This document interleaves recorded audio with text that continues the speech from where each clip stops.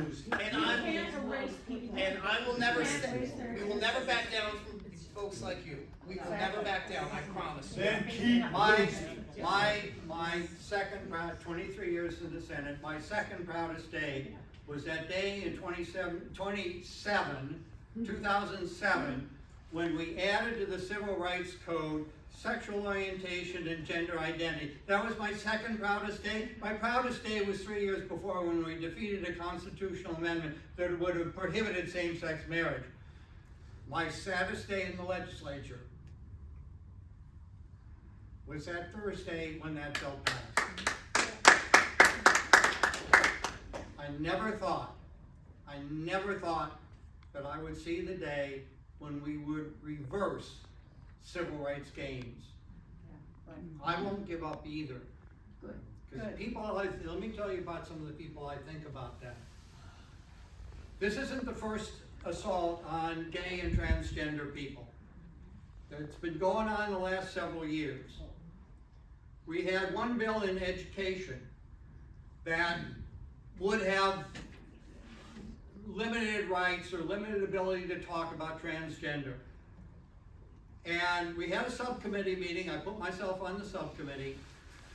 There was a little girl who came up and was going to speak.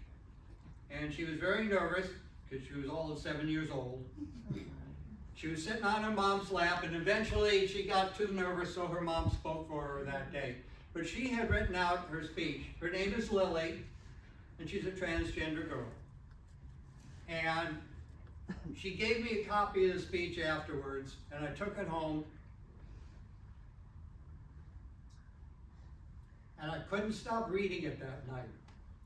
Because it was so simple, so straightforward, so honest. There's something special about me. I'm transgender.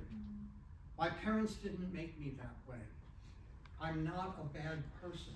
A 7-year-old has to defend herself by saying she's not a bad person. I don't hurt any. People who make laws are supposed to protect people like me, not hurt. Just amazing.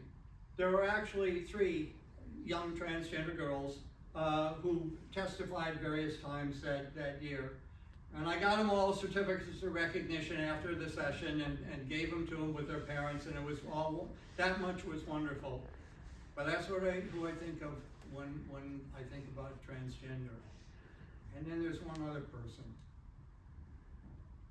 My brother's only grandchild is transgender.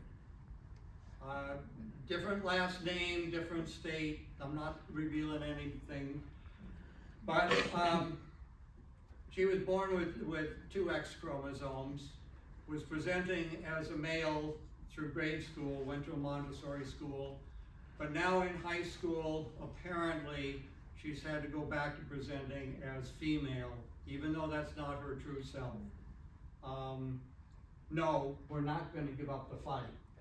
No. And you're right. It's a wedge issue for them. Yep. They've been beating up on us, and they're going to continue to beat up on us. And what was God damn it! If you don't stand for something, then what the hell are you doing running for office?